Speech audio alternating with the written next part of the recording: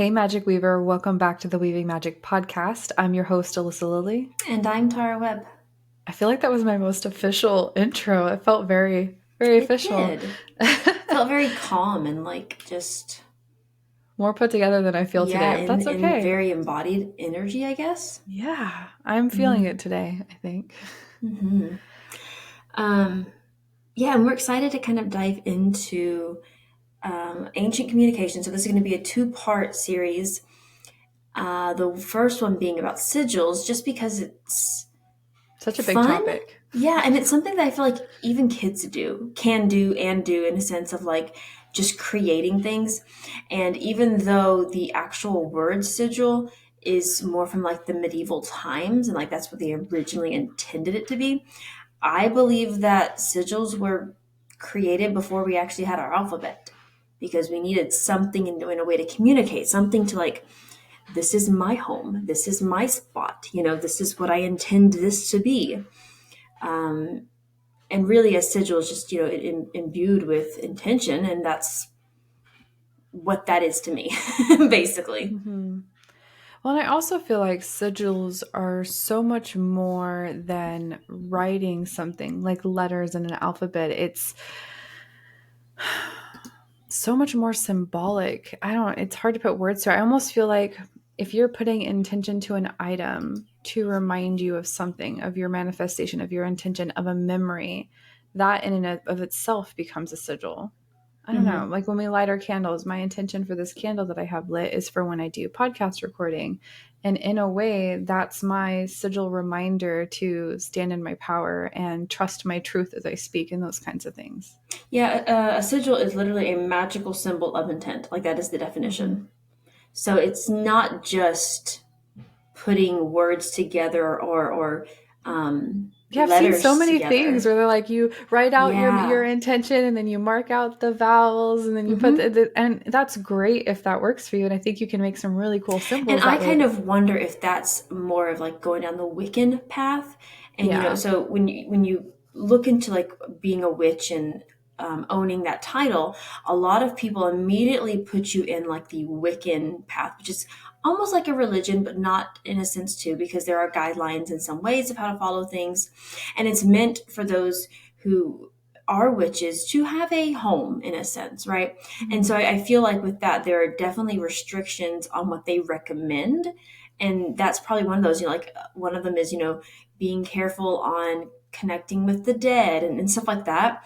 And so I feel like that's, you have to write out the sentence, and technically it has to be a couplet and it has to be a certain like And it way has to that be it super rhymes. specific so it doesn't take Hmm. into account like the non-specific manifestors. And it reminds me of when we talk about when people get into practicing spells that you have to have a Hmm. book and you have to have the exact by exact steps on how to do it. And I feel like when we get lost in that rigidness, we lose the magic and power in it, really. We do. I mean, even just the idea of, you have to go through and mark out all of the consonants that repeat and Hmm all the vowels. And then you take the letters, and then it has to be like a certain, it's just, it is helpful to begin because you don't know where to begin. And, once again, we've talked about this in the past of If that you, works for you, do it. yeah, like you start to follow things just because you're not quite sure where to go. It's like, oh, this is a guideline. This is awesome. Now I can learn. But at some point, we do usually step away from that because you have your own craft, your own way of doing things, basically. Yeah. You can create a sigil by knitting a cover for when you're wanting to protect yourself from other people's energies. Like it Hmm. literally can be anything that you're creating as a reminder point of magic or intent. I think my favorite way to do sigils, and I do like to do symbols for sigils, is to create wall art for my home so that the Hmm. sigil is up, but it's also a painting and a piece of art that I can look at to inspire me, whatever emotion I want it to invoke. Hmm. Whenever we moved into our house, I like to clear the house and just kind of clear the energies. And I went through with moon water that was imbued with some crystals and that kind of thing, and wrote a sigil. I think on each of the windows and each of the walls that was Mhm. outside facing, not for protection in the sense, but more of just the intent and like the familyness of what I wanted. I've heard this from someone that there's this like huge debate, even within the spiritual community, that evil and negative things don't exist per se. And like, if you're feeling demon energy, if you're feeling someone taking your energy, and you're even protecting yourself, you're already putting yourself in that negative energy, calling it towards you. And it's like this back Oh, and I forth have heard thing. that. Yeah. Yeah, it's this big back and forth thing. So it's like the idea of sigils as protection. What is your intent behind it? Are you scared and fearful because you're pulling fear to you? Or, is it just because you want to imbue something with it? And I kind of see what they're saying, but also when I'm out and about and there is vampire energy out there and I'm not Mhm. prepared for it, I do feel that like drawing from me, Well, and somebody it's can not walk even up just and, that. I mean, even the feeling of I can feel other people's emotions sometimes and it's overwhelming. So it's not even hmm just the vampire, somebody sucking my energy, but it's also taking in energy that you just don't want to in that moment. So I think we get to define what the protection is, like if it's out of fear or if it is out of, I guess, protection in a healthy way. Well, I think we need to digest or dissect. That's the word. We need to dissect this weird outcast of fear because it is a valid emotion to hmm have. Should we always act out of fear? No. But the reality of our current world is there are dangerous things and it's okay to want to protect yourself from those energies. I don't understand why we have this such nasty relationship with fear when it can really allow you to break free and see what you need to do to protect hmm yourself, like breaking through trauma cycles. Right, when we break through trauma cycles, we have to learn what our defense mechanism is and we have to learn how to navigate through that fear instead of trying to avoid it. Yeah, I say this a lot where, fear and anger in some ways are very valid, but they shouldn't always be driving your car. They should, Yeah, maybe be of in the front course. seat if it's important, but definitely in the back seat there. If you have a lot of fear, maybe they should be in the trunk. Like, a little shout Well, of, and hey. it's like we do this thing with fear where we push it down and try not to feel hmm it. And so then it ends up being in the driver's seat when we don't want it to be. When if we just allowed it to move through our body and realize where it's coming from and to make intentional action instead of reaction, hmm that's when you really step into your power. And I think with sigil magic and protection magic and these different things, if that makes you feel safe, then do it. Yeah, definitely.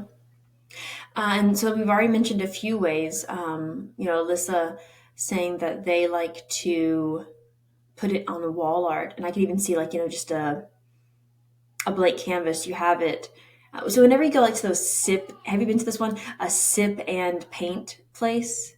Oh, I've not been to one. I've always wanted Okay. to. So when you go, you like follow the person basically as they're painting, but they give you yellow paint because when it's like you can do your outline with it essentially, and then you can paint over that basically with any color, and it will just cover up the paint. And so it makes you think of like putting either beige or yellow paint on the canvas and then painting over that, and it's like hidden in the back. Ooh, I like Or that. I'm sure what Alyssa's meaning is, actually putting it within the actual art, like a hidden picture within a Like a picture. carving on a tree that Mm-hmm, nobody mm-hmm. would think to pay attention to but you, or even it is just the outright symbol. I've also seen where people will put sigils on the back of their art, Yep. so you don't actually see it on the front. There's so many fun, creative ways with art that you can incorporate it. Now, and I also did whenever we moved, I used runes as sigils. Mm-hmm. And this is where I think the two kind of get confusing. So our next, not our next episode, but the one after that will be the second part of this continuation of runes and how they came about and that kind of thing. And runes can be sigils while also being an alphabet and Mm-hmm. divination, among many But things. how fucking magical is that? I don't understand how we like moved out of this way of being, but I love that it can be used as an alphabet to communicate Mm-hmm. and write, but also be used as a symbol to mean and attract and manifest different Yeah. things depending on what the symbol is. So literally Because one writing a symbol can mean spell. one thing, like can actually have Yeah. its entire. It's like Japanese and Chinese characters, how they mean one thing while also being part of an alphabet. Yes, and when you put them together to form a word, you see the magic that's held within the word and the power that it has. And I think with English in particular, we lose that. We forget the power that's behind our words and the symbols and what they mean and how they impact people. So something I think the book The Alphabet versus the Goddess is a really good place to start with alphabet and like learning that kind of thing. And I will say that the English language is the most neutral language as far as gender It because is. if you look at we don't have computer as he or she or they, right? Like it's just that there's a computer, it's an object. Versus when you go to Spanish and French and like all those other languages, there's a gender assigned to everything, right? But Yeah. also it feels almost like it has, like you've said, taken away a bit of that flourish to it because they're Hmm. just straight lines. Like it's maybe that's because I actually read and speak English and it feels bland, but but It it's still does really feel bland. complicated. Like it's extremely complicated. Um, yeah, but I wrote the runes on our boxes and imbued them with the intent of just safety. Like safely get here, please. Yeah, because you've had issues where like your boxes get lost and things Or like that. When destroyed or something. hmm Yeah, with the military moves and things. Um, I think it's fun to even do sigils while cooking. Like, when you're stirring your food, one, Oh my you're gosh, that's imbuing the it. best. Yeah, you're Yeah. imbuing it already. But like, think about if you have a stir fry and you actually like create a fun symbol within that and let it like just sit in that for a moment and put energy and love into it as it's just sitting in that symbol and then you mix it up. Mm. I like I love what you were cakes. saying earlier too about the water on the windows. I meant to say this Hmm. and I forgot. Is I will even just with whatever I'm cleansing with, if it's like a smoke cleanse, I'll Yeah. even just do it with my hand or just do the motion of the symbol. Hmm. And I think that's also a good reminder, especially if you like to fidget with your hands or you need some sort of like physical body connection to a sigil of like drawing it on your hand just with your finger, no paint, no nothing, just this is my reminder, this motion makes me feel better, or whatever your intention is behind Well, in it. that sense, tattoos can also be sigils Oh, too. absolutely. My tattoos, every one I have gotten, Hmm. I have sat and I didn't even realize I was doing it, but there was an intention Yeah. behind each and every one. And it is really magical, really powerful. I love ours. I wish mine's, yeah, there we go. I was like, I'll show mine, but I don't know if I have to like undress. um, but there's a book that I want to get that talks about, and I know this, but like actually talks about going into the healing of tattoo ink and like tattoos, and especially in ancient cultures, and how it's meant to honor those who have fallen and that kind of thing. And we'll probably do a episode on tattoos at some point too. Yeah, I Um, feel like that's a big topic to dive it into. is. It's massive. Actually, then again, a lot of our stuff is massive. um, so yeah, they're originally used in medieval ceremonial magic to summon angels and demons. What was? Sigils. Oh, sigils. Okay. We transitioned I back to went back sigils. to the I'm with you original now. topic. But that's So say, that's can not you repeat obviously that how again? they're. Because I feel like that was Yeah, was used originally to summon angels and demons. It says as seen in the Lesser Key okay. of Solomon. I don't know where that is in Solomon though. But this isn't how But sigils is are that mainly like the used. Christian translation of what sigils are used for? I'm curious Maybe. because I But it feel like says that's medieval doesn't really ceremonial resonate. magic. So maybe that was before the Crusades took over. Hmm. I Okay. don't know. Fascinating. The modern method of sigilization is statement of intent and compressing it into a physical design. And as we said, it doesn't have to be a physical design, although a lot of us are more inclined to see it if it's physical, right? Like to actually Hmm. draw something out to mark off those words and that kind of thing.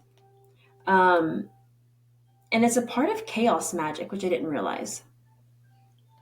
Which is so fascinating because it can be such a rigid thing Hmm. sometimes. I don't know. It's It can. fascinating. It can. So, just as a side, chaos magic is a branch of magic that doesn't really have a lot of strict rules or structure. So, basically, eclectic. Being an eclectic witch. I would say I'm pretty much a I know. chaotic witch over here. The practitioners are called chaotes or chaot. I think it's chaotes. Chaos. Chaotes. They're pretty eclectic, is what it says, which, of course, yeah. But you don't have to be a chaot That word is to so practice. fun. I know to practice. I think we're chaots of chaotic cauldron. Anyways, Yep. to practice sigils, as in you also don't have to assign yourself the title witch or um, healer or anything to practice. Divination, to pull cards, to talk with God or the universe or things like that. You don't have to put a label on yourself. And so, a lot of the original way that like people say, as we said earlier, is you basically write out a phrase and it's a couplet. So it's meant to like rhyme in some ways, which I think they're catchy if they do. They don't have to, but they're fun if they do. I'm not always They good at are fun, rhyming. and I feel like I remember them better. Like I have Yes. little protection chants that I like to say around my house, Hmm. and they rhyme because they help me remember them. Definitely. And then they say, you go through and mark off the vowels and the repeating letters, and then you create them. And so for example, if we have the only letters that are left are like B, W, and X, you can actually use those letters as like, here's a B. I wish we could like draw on the screen. I Here's a know. B, Trying to find a and piece of then an paper. X, or I guess a W could be like over here on this side, on the other side of it, and then an X could be like up top coming off. And so, you go to our YouTube to see how I'm actually playing with, hands and fingers as I'm doing this. As Um, I'm looking for a pen to give a visual example. You said B, W, and X? yeah. So like that is an example of like using the actual letters in their in the way that they're created. The other way And is, there you go. There's an example because you have a yeah. B and then a W and an X. And you could get crazy with it. See, I You see the even saw it W? differently. Yeah, but Yeah. that's. You could do little like dots or like Mhm. whatever to it to make it look more witchy. Yeah, and so they show that back up, Alyssa. So then, if you write Hold on. out a B, a W, and an X, you can then take each There's a couple iteration of the examples. letter, right? So, like if you go a B can have like the line that's standing up, and then it has two little bumblebee things, and you can separate those out. Those three things can then be created within it, and it doesn't have to be compact into one letter. W obviously has four lines that you can then use, and So you X could do has, something like that, yeah, and which is X has silly. has either the V that you can be made into four lines, or it has two long lines. It's like you can even break those down even further to where it doesn't have to be like the exact alphabet kind of thing. Like it doesn't have to follow one specific way. Another way is Alyssa and I do this where we just kind of draw something, Mm-hmm. and we've done this with like our abundance magic and that kind of thing, where we just kind of, I think the abundance that my husband and I did, it was like a heart for love, and there might have been some wings coming around it that we like fly and gives loves to other, like that kind of thing. It's like you can just draw whatever comes up. It doesn't have to be through letters, obviously, which is why I think it started way before medieval. There just like wasn't a word for it. Mm-hmm. It was just intent. A lot of people would also think of like, can I make sigils for someone else? Can I do magic for someone else? I feel like that's And a big question and a it whole other is. topic, but I personally think it's important to get the other person's permission. I think you should always get permission, even if it's because, like for example, Reiki, you have to have the person's permission to do it.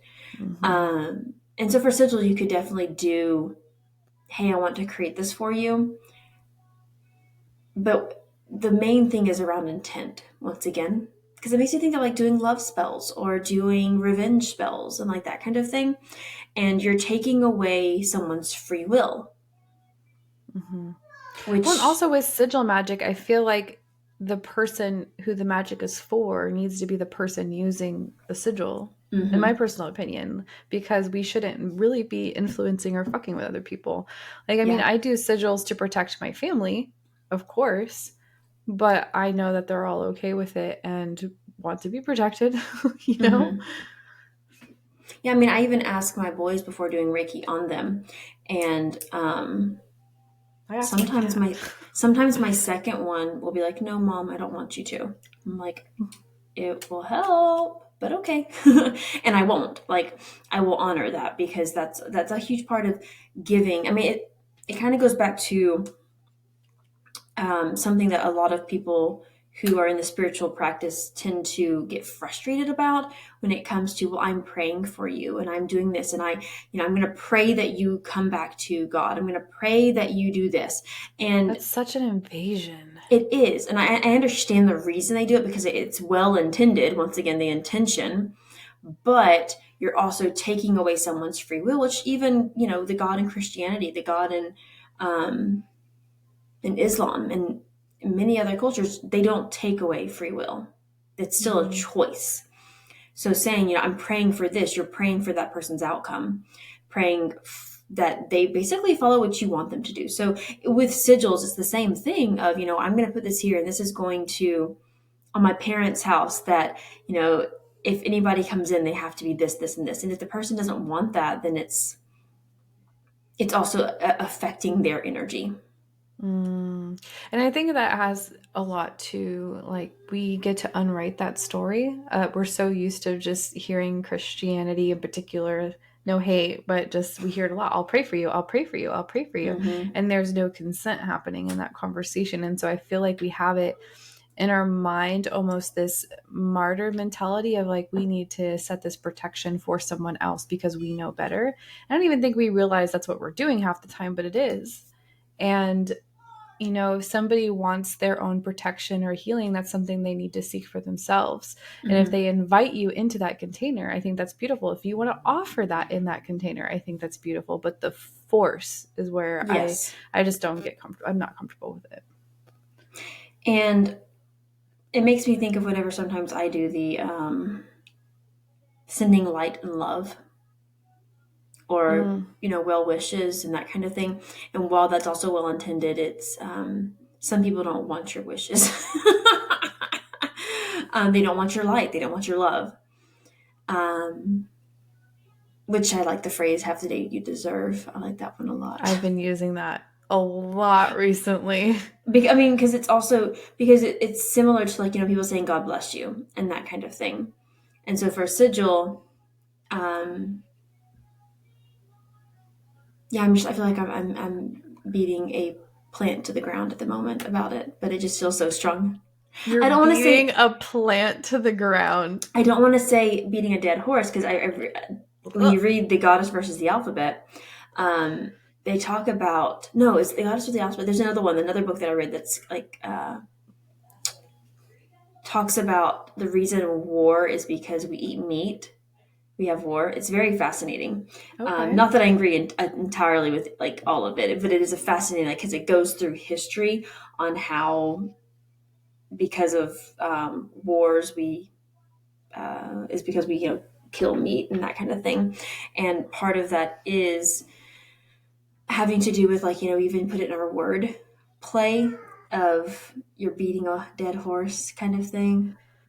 And I also Such a don't like the gruesome phrase. term, It like is. It is. phrase. So I do feel like we're being repetitive about it because the intent is to always ask permission.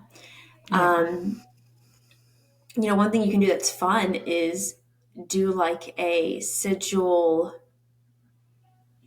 I'm trying to think of the word, not a crossword, like how like they have those spy kits, I don't. and you're making like a code out of it. So do a sigil code would be fun. Or are you talking about like when you write your own language? Oh, you could do that. Well, I think like making it with, for like if your kids want to get involved, of a secret code of, this sigil means this one, and, you Oh, know, that would be beautiful. of like it There's means the this. challenge for this episode. Yeah. Create a secret language with your kids or by yourself or something like I've always wanted that to you do just that. So when know. I write in my journal, it could just be, I'd have to have my own like codex to decipher it. I used to do that when I was in like elementary school. My boys do that where Dominic will speak his own language in some ways, like and it And kind of sounds like baby jabber, but also like yeah. he does it more intentional. Yeah. Well, I was just going to say Baby Jabber is a beautiful example of that because I see Aurora walking around and doing that all the time. Where she is having full-blown conversations. I have no idea what she's saying, but I will Mm-hmm. follow along the best that I can. Yeah, And that's how that's that's something Ori's. that's deconditioned. It's like a magical part of who we are that we're deconditioned from when we're growing up. Mm-hmm.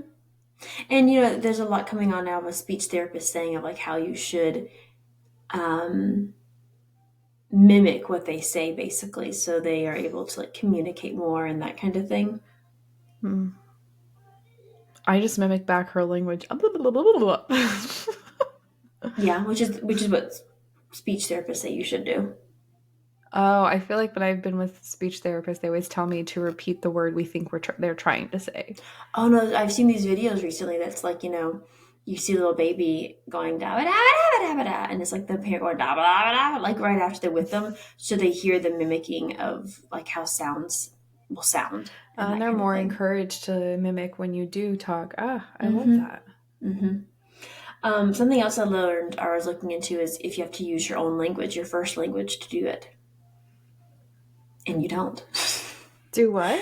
When creating sigils, you don't have to use the language that you know, like English, or if you speak English, you don't. It's like, um, for example, like I'm inclined to look more towards Finnish because it's close to the Norse language, and I use that a lot in my books. I And think Latin is another popular one. yes, yes, definitely for Latin. Which, side note, I'm excited because in the homeschooling that I do, my boys will start learning Latin when they get, I think, in sixth grade. And I'm excited to learn Latin with them. But yeah, you don't have to use, whatever language you speak. You can go through and like, if the word you want is love, but that feels just bland because love is so many things. We go back into Greek and you could have eros as love, or another one that's, I don't remember what the other one was that we discussed, but that is definitely more closer to what it is that you would feel. Like there are some words that actually don't translate into the English language. There's one that's like a longing for a place that you've never been, but it feels like you have been somewhere and you just long for it A and you don't word even for know what it that? is. There is a word. I don't remember what it's called though. So there are words for things like that. For example, also the Japanese way of if something's broken, you put gold um, paint or gold Oh, within it yes, as I've you like seen that. recreate it, and that's a certain kind of word as well. So definitely using other languages to expand what you're trying to communicate because we feel so limited. And numbers. I mean, sometimes just scribbling something feels more accurate than like words and letters to effectively communicate something. Trying to think of what else about sigils. What do you think about charging them? Do you think it's necessary to charge a sigil? Or do you I think think actually creating them it is depends on what charging? you're using it for. Like for example, when I am making tinctures or I forget what they're called, like infusion oil infusions. If I'm doing something like that and I need to shake it once a day, I will do a sigil so that I am actually charging it every day as a reminder to also shake it because I need to do that for it to be to its fullest potential, but also it allows me to like sit with the sigil and infuse the magic. So in that instance, I feel like charging makes sense. Um, but in a lot of instances, I don't know. I don't, Well, I feel like our intent is charging almost. Because it's like yeah. taking a crystal and going, oh, that's really pretty, and you put it to the side, right? Mhm. Versus, I'm going to take this crystal with me because it reminds me of this and this and this, and this is something I want to remember. Right there, And you've every already time you set hold the it, intent. yeah, every time you hold it, you're So coming back to that intent. as you create that sigil in your food, or even like, can you imagine like as you're dancing with your feet, you're creating something in the ground as a pattern going over and over. I think of, indigenous dancing, and as they go like around the fire and that kind of thing, you're creating a sigil there. That right there is, I lost the word I was going to say. Charging. I had channeling and clearing both in my head, and neither of those were right. It's a C word. It was in there somewhere. Is charging your sigil. I think I don't think it has to be like, I'm holding this right here in my hand. My intention is to charge. Go. I'm charging it up. It makes me think, I need to plug it in. No. And in some ways you are. It's like plugged into your energy too. I feel like if you have a sigil that is a visual reminder, every time you literally look at it and have that reminder, that is the charge happening. It doesn't need to be a separate intention to charge something. Yeah.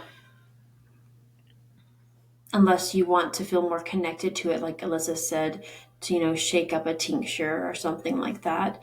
And or even you feel like putting it under the moonlight has even more kind of properties added to it, and the intention is putting it there versus the moon being the intention charging it. Or sitting it with a crystal, like literally anything. If you want to imbue and charge it that way, I think that's beautiful. I don't got time for that. No. Or when little kids mess with things, like move things around anyways. Like crystal grids in there, just spewed everywhere. Oh, I was gonna say, I don't know that I've talked. I can't remember if I've said this on this podcast specifically, but one thing that I really love to do is I love to buy selenite, like raw selenite pieces, and I love to do a grid around my house as like a protection. And I think we covered it a little bit earlier, where you go around and you can like do a sigil with your hand in the air. I think that is. It always reminds me how magical I am when I do that. And it also is like kind of using a wand too. It is. Because you can imbue a stick or whatever wand you want, a crystal wand, and it can be like the way you make the sigils.